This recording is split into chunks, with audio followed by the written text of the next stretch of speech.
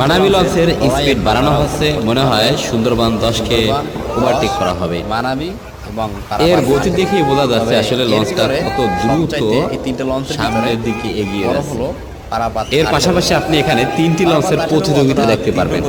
এক হলো মানাবী, দ্বিতীয় হলো সুন্দরবন 10, আর তৃতীয় হলো পারাপাত 18। কথা না বাড়িয়ে প্রথমে মানাবী লঞ্চ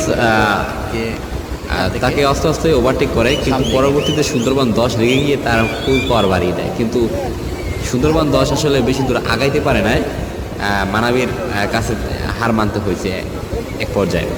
আর সুন্দরবন আর পারাপাত 18 তার কোনো অগ্রগতিই নেই, অর্থাৎ সে দ্রুতগতিতে আগাই চলে যেতেছে। এখন দেখা যাচ্ছে যে মানাবী লঞ্চের স্পিড আগে থেকে কতটা আসলে বেড়ে যাচ্ছে আর কি।